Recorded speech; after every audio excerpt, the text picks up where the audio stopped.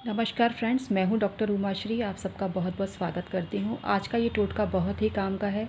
इसके द्वारा आप अपनी 3 तरह की समस्याओं को दूर कर सकते हैं। पहली है शत्रु बाधा, दूसरी है धन की कमी, तीसरी है सौतन बाधा। तो इन समस्याओं को दूर करने के लिए इसका प्रयोग कर सकते हैं। यह है ओखली या इमामदस्ता, जो हर रसोई की शोभा है और बहुत आसानी से हर घर में मिल जाता है। मैं हूँ आपकी ज्योतिषी डॉक्टर उमाश्री। आपको नित नई ऐसी जानकारी देना चाहती हूँ जिसमें आपका कुछ भी खर्चा ना हो, बस थोड़ी सी मेहनत लगेगी और थोड़ा सा वक्त लगेगा। तो यदि ये दोनों ही आपके पास हैं तो आप कोई भी समस्या को दूर कर सकते हैं। लेकिन एक निवेदन ये है, जो लोग इनको मानते हैं वही ये वीडियो देखें। जो लोग ज्योतिष को पाखंड समझते हैं या जिनको लगता है ये उपाय किसी काम का नहीं है, तो मैं उनको बाध्य नहीं कर रही हूँ। वो चाहें तो अभी वीडियो बंद कर सकते हैं और उन्हें आगे ना देखें।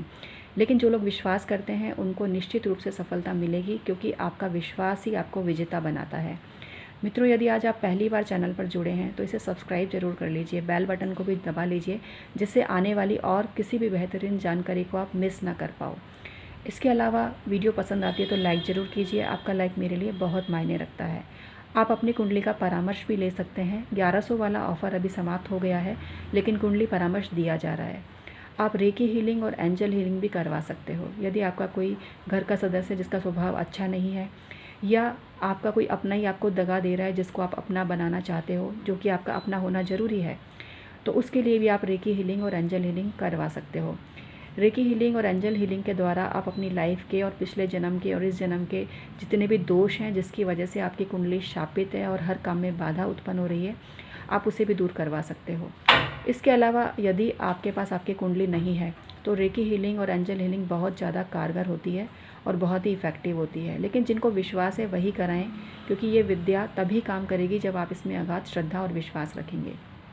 तो चलिए मित्रों, आज के प्रयोग आपको बताती हूँ जो जानने के लिए आप बहुत इंतज़ार कर रहे हैं। पहला प्रयोग बताती हूँ शत्रु बाधा का। आपको 108 टुकड़े कागज़ के कर लेने हैं और जले हुए तेल से आपको शत्रु का नाम लिखना है। लेकिन एक चीज़ का ध्यान रखें, वो आपका शत्रु होना ज़रूरी है, उसने आपको सताया हुआ हो तभी ये काम करें। क्योंकि कुछ लोग ऐसे होते हैं जो स्वयं दूसरों को सता रहे हैं और वो इस प्रयोग को करेंगे तो वो उन पर ही उल्टा पड़ सकता है। क्योंकि यदि किसी ने आपका कुछ बिगाड़ा नहीं है तो उसका कुछ भी नहीं बिगड़ेगा, बल्कि आपका ही बिगड़ जाएगा। इसलिए इसका दुरुपयोग ना करें। जिसने आपको सताया है, आपका बहुत बुरा किया है, पैसा खाया है, आपको कोसता रहता है, आपकी निंदा करता रहता है, आपकी हर समय बुराई करता रहता है, आप उसको खटकते रहते हो, तो ऐसे मनुष्य पर ज़रूर करें ये प्रयोग। लेकिन आपका विश्वास होना ज़रूरी है। मैं आपको बाध्य नहीं कर रही हूँ। अगर आपको विश्वास है और सही लगता है तो करें। मेरी जानकारी तो पूर्णतः सही होती है, लेकिन आपका भी इसमें विश्वास होना ज़रूरी है। तो कागज़ के 108 टुकड़े करें। जले हुए तेल से अपनी मध्यमा उंगली, मिडिल फिंगर से शत्रु का नाम दक्षिण दिशा की तरफ मुख करके लिखें। एक एक कागज़ डालते जाएं और इसको पकड़कर, इसको ऐसे पकड़ लीजिए और ज़ोर ज़ोर से इसको कूटते जाइए। जितना इसको कूटेंगे, जितनी भड़ास निकालेंगे ना, उतना ही शत्रु तड़पेगा और आपसे शत्रुता भूल जाएगा। इसका दूसरा उपाय है आपके धन संपदा संबंधी। तो गरीबी लिखिए इस एक कागज़ पर, 108 कागज़ के टुकड़ों पर, और उनको इसी तरह से आप कूटते रहिए जिस तरह से मैंने अभी आपको बताया। बस आपका मुंह उत्तर दिशा की तरफ होना चाहिए। तीसरा जो प्रयोग है वो है सौतन बाधा निपटारा संबंधी। जिसने भी आपको सताया है उसका नाम 108 बार 108 अलग अलग कागज़ों पर लिख लीजिए और एक एक कागज़ डालते जाइए, कूटते जाइए। शक्ल याद है तो इमेजिनेशन कर लीजिए उसकी। नाम लिखना ज़रूरी है। नाम भी याद नहीं है, कोई ऐसे ही शक है, तो सिर्फ सौतन ही लिख दीजिए, सौतन लिख दीजिए। और कूटते टाइम बोलिए, निकल जा निकल जा निकल जा, निकल जा निकल जा निकल जा।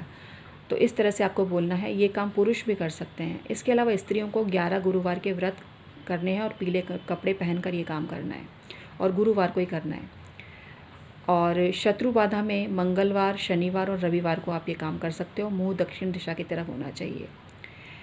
इसके अलावा जो सौतन बाधा वाला जो मामला है आपने कर लिया, कागज़ों पे कर लिया, तो सारे ही कागज़ जो है ना, आपको शत्रु बाधा वाले हों या धन संपदा वाले हों या सौतन वाले हों, इन कागज़ों को आपको जला देना है। बाद में यूज़ करने के बाद में, ये प्रयोग करने के बाद में जला देना है। मुंह में इलायची भी चबाएं जब ये काम आप करें। बाद में उस इलायची को थूक कर कुल्ले कर लीजिए और स्नान कर लीजिए।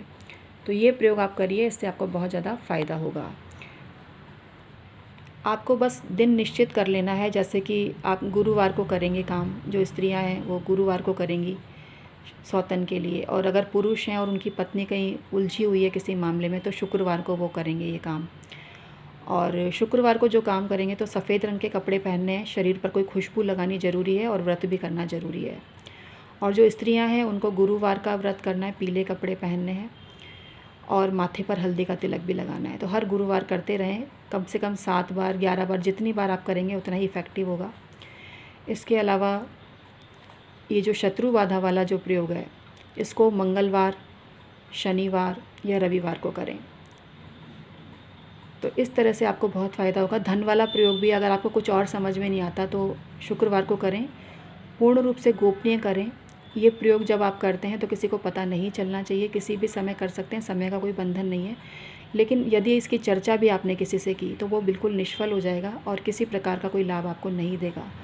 तो इसलिए जब भी कोई प्रयोग किए जाएँ तो पूर्ण रूप से गोपनीय किए जाएँ।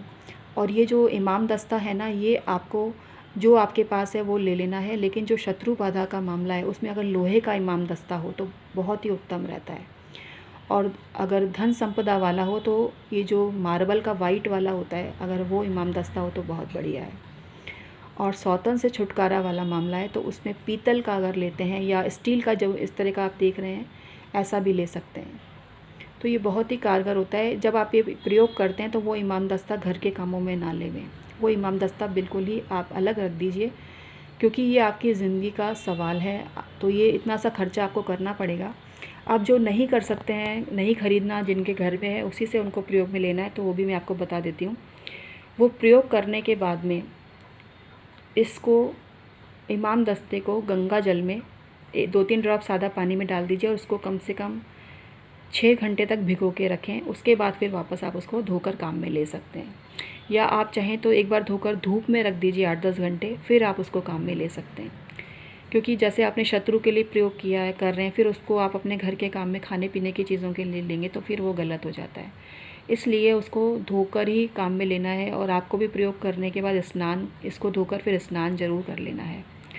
इस चीज़ का ज़रूर ध्यान रखें।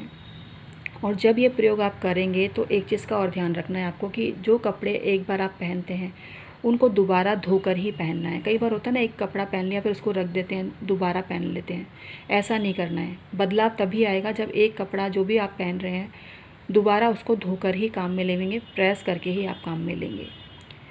जिस जगह प्रयोग करेंगे वहाँ पूरी सफाई होनी चाहिए। उस जगह पर एक दिया या फिर 7 अगरबत्ती ज़रूर जलाएं ये काम करते समय। तीनों ही प्रयोगों में ये चीज़ काम करेगी। तो अगरबत्ती ज़रूर जलाएं, तभी आपका ये काम संपूर्ण माना जाएगा। और इसकी चर्चा अपने सिर्फ घर के जो क्लोज़ लोग हैं उनसे कर सकते हैं, बाकी लोगों को इसके बारे में कुछ ना बताएं।